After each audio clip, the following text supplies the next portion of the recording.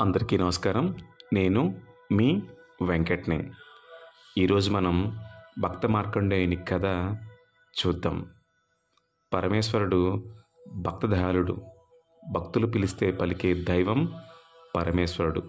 అందుకు ఉదాహరణ ఈ భక్త మార్కండేయుని కథ. మార్కండేయుడు మృకండ మహర్షి యొక్క సంతానం. బాలునిగానే యముని జయించి శివుని ఆశీస్సులతో చిరంజీవత్వాన్ని పొందిన సద్గుణుడు ఈ మార్కండేయుడు. పూర్వం మృకండ మహర్షి అని ఒకరు ఉండేవారు.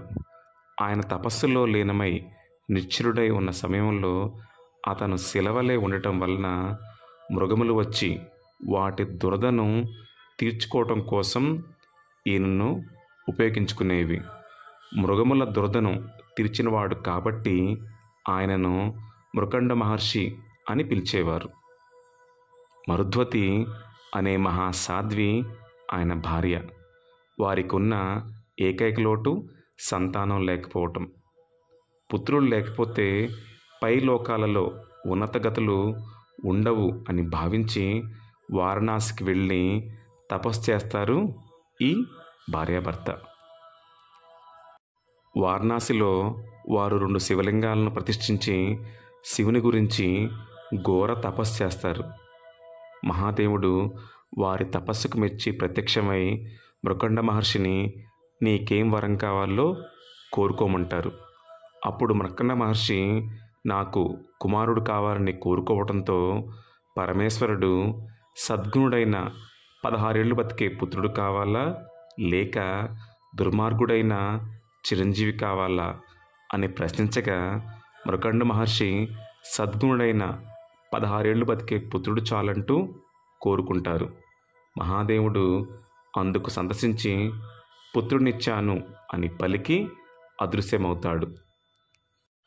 మహాదేవుని మాట ప్రకారం మరుద్వతి గర్భవతి అయి 9 నెలలు నిండాక దివ్య తేజస్సు కలిగిన పుత్రుణ్ణి ప్రసవించింది. మృకండ మహర్షి కొడుకు కావటం వలన వానికి మార్కండేయుడు అని నామకరణం చేశారు. 7 సంవత్సరాల 3 నెలలు నిండిన వెంటనే మార్కండేయునికి ఉపనయనం కూడా చేస్తారు. రోజులు ఇలా జరుగుతుండగా ఓ రోజు సప్తఋషులు మృకండ మహర్షిని చూడటానికి వారి ఆశ్రమానికి వస్తారు. మార్కండేయుడు సప్తఋషులకు నమస్కారం చేసి వారి పాదాలకు మొక్కుతారు. సప్తఋషులు చిరంజీవ అని దీవిస్తారు. మృకండ మహర్షి ఇది విని తన కొడుకు నిజంగా చిరంజీవి అవుతాడా అని అడుగగా సప్తఋషులు దివ్యదృష్టితో శివునికి మృకండ మహర్షికి తగిన సంవాదాన్ని గ్రహిస్తారు. వీరు మార్కండేయుని బ్రహ్మ దగ్గరకు తీసుకుని పోయి బ్రహ్మచేత కూడా చిరంజీవ అని దీవింపచేస్తారు. ఆ తరువాత దివ్యదృష్టితో మృకండ మహర్షికి శివునికి మధ్య జరిగిన సంగతి తెలుసుకుని మార్కండేయుని నిరంతరం శివారాధన చేయమని చెప్పి బ్రహ్మ కూడా శివుని గురించి తపస్సు చేసి మార్కండేయుని చిరంజీవిని చేయమని ప్రార్థిస్తాడు. మృకండ మహర్షికి శివునికి మధ్య జరిగిన సంవాదాన్ని మరియు సప్తఋషులు బ్రహ్మ పలికిన ఆశీర్వచనాల గురించి నారదుడు యమునికి చెప్పి 16 ఏళ్ళు నిండిన వెంటనే మార్కండేయుని ప్రాణాలు తీయకపోతే ప్రపంచానికి యముడి మీద ఉన్న భయం పోతుందని చెప్తాడు. ఓ రోజు నారదుడు మార్కండేయుని దగ్గరకు వెళ్తాడు. మార్కండేయుడు నారదుని పాదాలకు నమస్కారం చేసిన వెంటనే నారదుడు మార్కండేయునికి నిరంతరం శివారాధన చేయమని హితవు చెప్తాడు. పెద్దల మాట మేరకు ఓ శివలింగం ముందర కూర్చొని శివధ్యానాన్ని మొదలుపెట్టాడు మార్కండేయుడు. ఒక పక్క అతనికి 16 సంవత్సరాలు నిండి అతనికి మృత్యుగడియలు సమీపిస్తున్నాయి. మరో పక్క నోటి నుంచి శివనామస్మరణ ఆగడం లేదు సరికదా. ఒక్కో నిమిషం గడిచే కొద్దీ మరింత జోరుగా సాగుతుంది శివనామస్మరణ. యముని ఆదేశం మేరకు మార్కండేయుని తీసుకురావడం కోసం బయలుదేరారు ఎంబట్లు. కానీ మార్కండేయుని తీసుకురావడం కాదు కదా, అతని దరిదాపుల్లో కూడా వెళ్ళలేకపోయారు వారు. ఇక పిల్లవాడిని తానే స్వయంగా తీసుకురావాలనుకున్నాడు యముడు.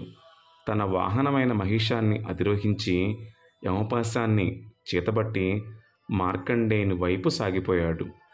ఆ ధ్యానాన్ని ఆపి యువతలికి రా, నీ మృత్యువు సమీపించింది అని హూంకరించాడు యముడు.